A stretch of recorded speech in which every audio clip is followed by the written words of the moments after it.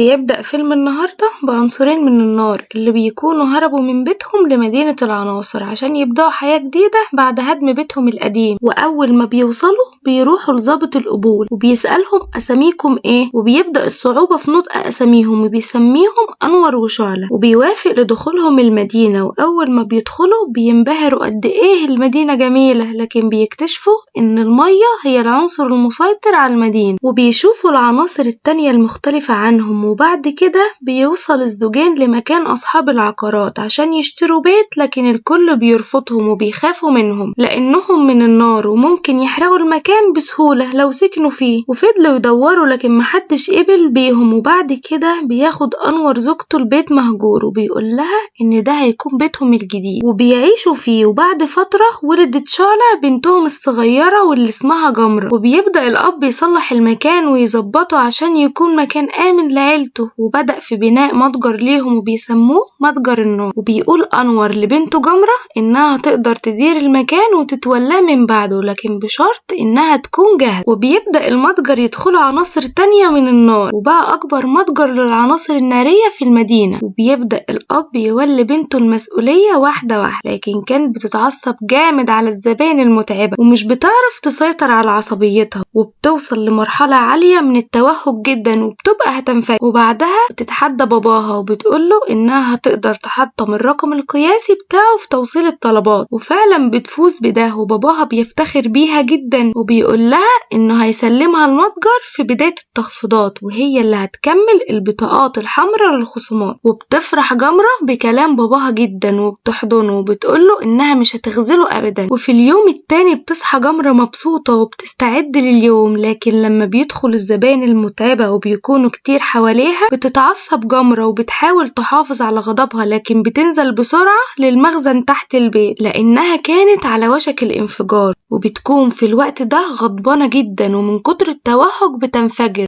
وبسبب الانفجار ده بتنفجر أنابيب المية بالغلط. وبتحاول بسرعة تقفل الفتحة للماسورة، وبعدها بتكتشف إن بيتهم بيغرق. وفجأة بيظهر واحد من عنصر المية واللي جه من أنابيب المية بعد ما انفجر، وبيكون اسمه وادي. وبيبدأ يتأثر ويعيط لما بيشوف صورة عيلة جمرة، وجمرة بتسأله جيت هنا ازاي، وبيقول لها إنه كان بيدور على مصدر التسريب، وفجأة لقى نفسه اتسحب لحد ما وصل للبيت بتاعهم. وبدأت جمرة تقوله إنه لازم يمشي، لكن وادي قال لها إنه مفتش عمومي وهيكتب فيهم مخالفة لأن المواسير بتخالف المعايير، وكتب فعلا مخالفة. فجمرة بتقوله إنه ما ينفعش يعمل كده لأن البيت ده باباها بناه بعد عناء طويل، فقال لها إنه هيكتب مخالفة تانية للبيت لأنه اتبنى بدون ترخيص. وبيقول لها إنه هيقفل المكان، وبتبدأ جمرة تهجم عليه عشان تحرق المخالفات، لكن هو بيجري منها في الشارع وبتفشل إنها تلحق. وبيوصل الشكوى لمجلس المدينة وهي بتوصل وراه لمجلس المدينة وبتقف بره البوابة تستناه وبتبقى بتعيط. وبيطلع لها وادي وبتبدأ تعيط له وتقول له إن المكان ده حلم باباها وإنه هيموت لو اتقفل، وإنها هتكون كده السبب في إنه يتقفل. وبيحس وادي بالذنب، بيقول لها إن هي اللي هتدافع على القضية وهو اللي هياخدها للقاضي، وبتوافق فعلا وبيعملوا كده.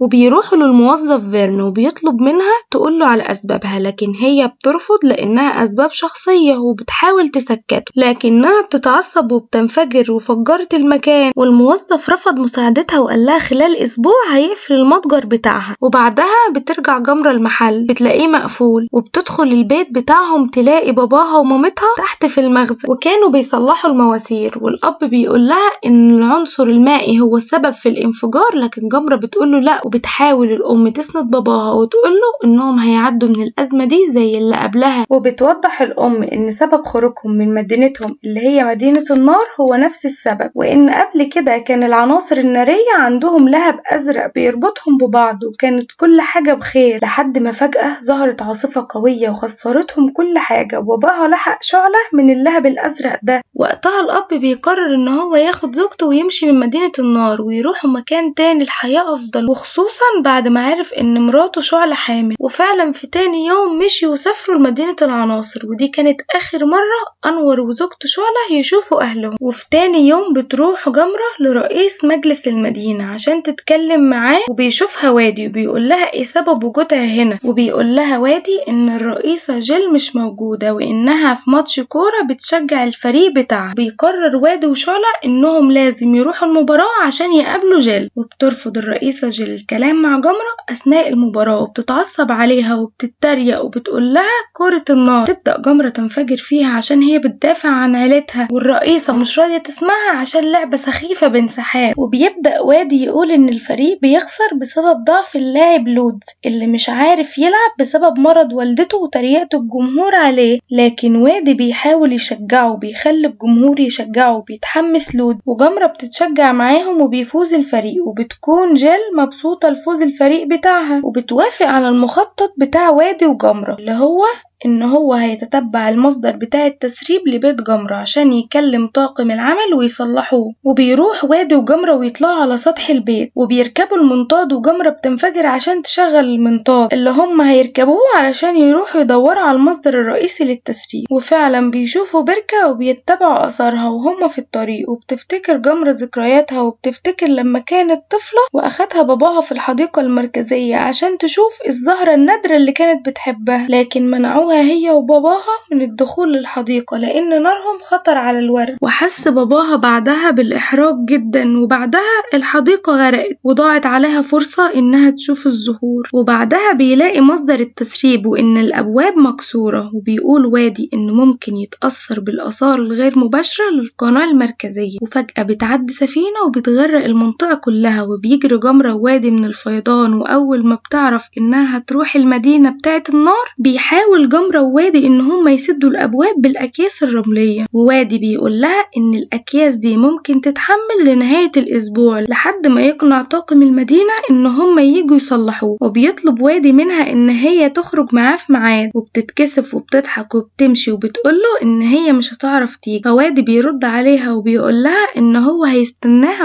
وبنيجي تاني يوم وبتجهز جمرة وبتروح لوادي، وبيفرح وادي جدا. وبعدها بيروح هو وجمرة للسينما وبيتصوروا مع بعض وبيطلعوا على سطح المبنى، وبتبهر جمرة الأطفال بقدرتها. والأول مرة تقدر جمرة تسيطر على عصبيتها لما بتشوف صورتها هي ووادي مع بعض. وفضل يخرجوا أكتر من مرة مع بعض بيستمتعوا بوقتهم، وفي الوقت ده أكياس الرمل ما تحملتش أكتر من كده وبتنفجر أنابيب المية في المتجر تاني. وبيحاول الأب وجمرة يحافظوا على اللهب الأزرق من المية، وبيوصل عامل التوصيل ومعاه ورد الجمرة، وبيكون وادي متنكر في فازة من فازات الورد. وبتحاول جمرة ان هي تاخد الورد بسرعة وتنزل تحت المخزن، وبيخرج وادي من الفازة وبيقول لها ان اكياس الرمل انفجرت وان مجلس المدينة متعصب جامد. وفجأة بينزل الأب وبيشوف بنته مع وادي، وبيقول له الأب إن هو السبب في المية وإن هو مفتش. فوادي بينكر وبيتوتر وبيقول له إن مفتش الأكل، والأب بيشك فيه وبياخده فوق في المتجر عشان يدوق الأكل، والأكل ده أصلا بيكون مولع جدا شبه الجمر. وبيضطر وادي إن هو ياكل علشان ما يتكشفش قدام أبو جمر، وبدأ يتقلب من النار. وبعدها قال إن الأكل طعمه حلو جدا لو بس يتخفف بشوية مية. فبيتعصب الأب وبيأكله جمرة كبيرة، وبعدها بيطرده من المتجر وبيمنعه إنه يجي مرة تانية. وبعدها بيقابل وادي جمرة عند الشط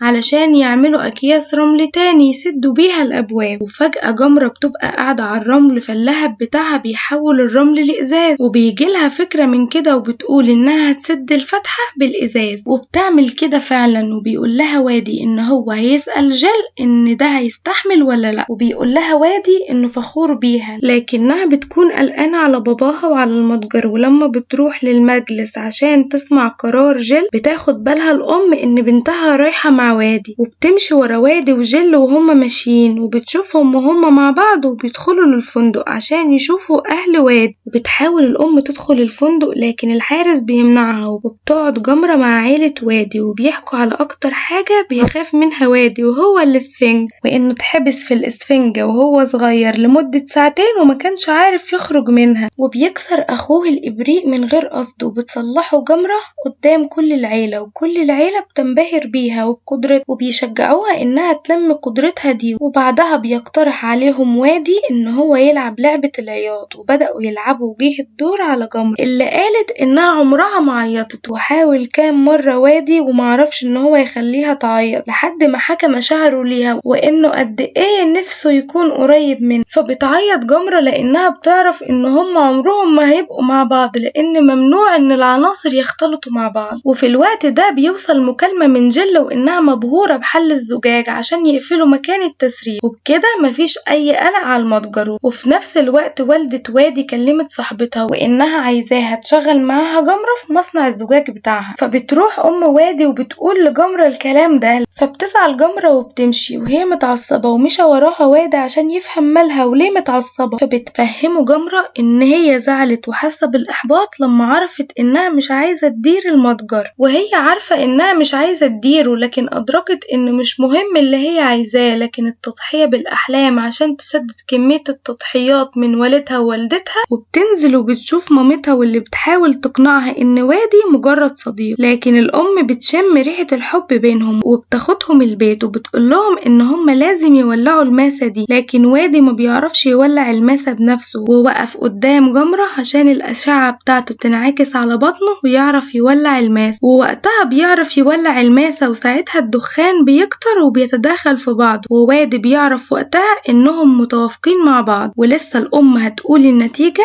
بيدخل الأب، فبيهرب وادي بسرعة وبيدخل عليهم الأب بيقول لهم على خبر كان المفروض يقوله بكرة لكن هو متحمس جدا وعايز يقوله دلوقتي، وهو إنه هيعلن إنه هيتقاعد كمان يومين وهيخلي المتجر في إدارة بنته جمرة، وبيوريهم يافطة المحل اللي مكتوب عليها متجر جمرة، وبيقول لهم إنه لما مشي هو ومراته ادى لوالده قوس الاحترام اللي على اعلى درجة من الاحترام، لكن والده ما بدلهوش نفس الاحترام وكان ضد قرار، وقال انه على الرغم من انه خسر عيلته الا انه لسه متأكد انه عمل الاختيار الصح، وانه هيعمل حفل الافتتاح الجديد وهيعلن عن اليافطة الجديدة وهيعلن كمان انه هيتقاعد. بعدها بتقعد جمرة لوحدها وهي زعلانة بعد ما عرفت المعاناة اللي عاشها اهلها عشان يوصلوا لحد هنا وحققوا كل اللي هم فيه ده، ومش عايزة تأذي مشاعرهم. فبتقابل وادي تاني يوم وبتقرر ان هي هتنهي علاقتهم ببعض، فبيطلب منها وادي انه يوريها حاجة اخيرة، وساعتها جيل بتكون مستنياهم وبيقول لها انه هيديها فرصة انها تحقق حلمها بمساعدة جيل وتشوف الزهور النادرة اللي هي كان نفسها تشوف. وبتعمل جيل فقاعة هوائية كبيرة وبيدخلوا فيها جمرة وبتمشي فيها جمرة تحت المية،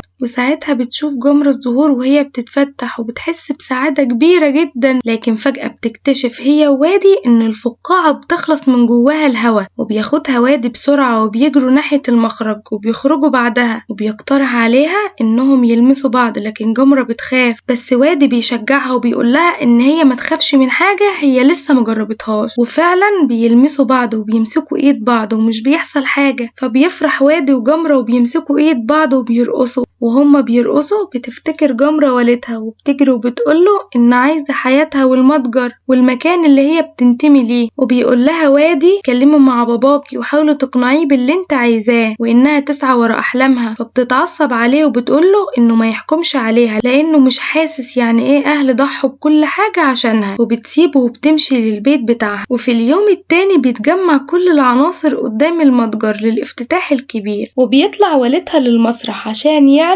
ان هو خلى جمرة هي اللي تتولى ادارة المطعم وإن هو هيتقاعد، وبيدي الأب لبنته اللهب الأزرق وده بيكون علامة إنه سلمها الإدارة، وبيظهر وادي وبيبوظ كل حاجة وبيقول إن في أسباب كتير قوي لنجاح الموضوع وهو إنهم بيلمسوا بعض ومش بيحصل لهم حاجة، وبيعلن وادي عن حبه لجمرة قدام كل الناس، وبتغضب جمرة وبتقوله إنها مش بتحبه وبتطلب منه إنه لازم يمشي، والأب بيلغي ثقته في بنته وبيلغي التقاعد بتاعه، وبتهرب جمرة للمدينة وبتحاول بتنسى وادي لكن مش بتعرف، وفجأة بتشوف إن الزجاج اللي كانوا عاملينه على الباب بيتكسر، وبتجري لمدينة النار وبتروح للبيت عشان تنقذ أهلها. وفي الوقت ده بيكون وادي بيجهز نفسه عشان يسافر عشان يقدر ينسى جمرة، لكنه بيلاحظ حاجة غريبة في مدينة النار، وبتحاول جمرة توعي كل السكان وأهلها إنهم يروحوا لمكان آمن. وبعدها بتنط في المتجر عشان تدخل وتنقذ اللهب الأزرق، لكن بيكون الباب على وشك الانهيار، وبيظهر وادي وبيحاول يساعدها. وبدأت جمرة تحاول إنها تنقذ اللهب الأزرق، وجابت رمل وحاولت إن هي تبني سور إزاز حوالين اللهب، لكنها بتفشل والباب بينفجر عليهم، وبتدخل المية عليهم من كل مكان. وبتحاول جمرة تلحم الباب، وبيحاولوا يجروا بسرعة لناحية السقف، لكن السقف بينهار عليهم. فبتحاول جمرة إنها تحطم الجدار، لكن وادي بيقول لها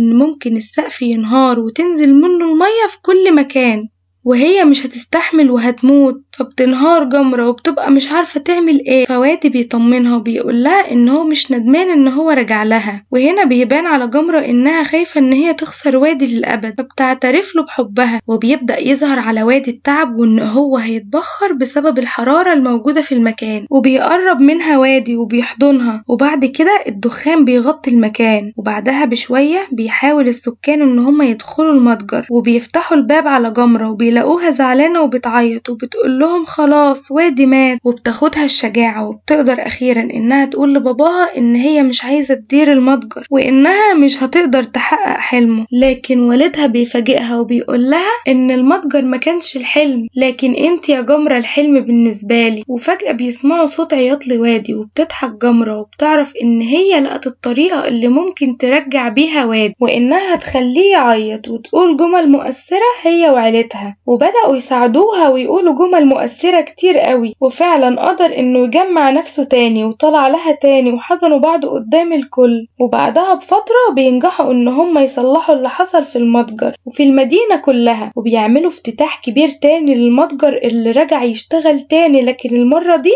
مش بيستقبل عناصر النار بس، لكن بيستقبل جميع العناصر. وبتشوف جيل فيرن اللي كان بيشجع نفس الفريق بتاعها وبتعجب بيه. وبرضه بنشوف أنور وشارع اللي جابوا ناس عادية عشان يديروا المتجر، وقعدوا هم يحتفلوا بالتقاعد بتاعهم. وبنشوف أهل وادي وأهل جمرة وهم بيودعوهم وهم رايحين التدريب لشركة الإزاز. وقبل ما بتمشي جمرة بتقدم لوالدها الاحترام الكبير، ووالدها بيرد عليها بنفس الاحترام. وبعد كده بتجهز جمرة إنها تركب السفينة وتروح تركب مع وادي عشان يعيشوا حياتهم الجديد. وبكده يكون خلص فيلمنا بتاع النهاردة. لو عجبك الفيلم ما تنساش تدوس اللايك بتاعك الجميل وتعمل لنا اشتراك وتقول لنا رأيك في الكومنتات، وتقول لنا برضو في الكومنتات عايز الفيلم الجاي يبقى عن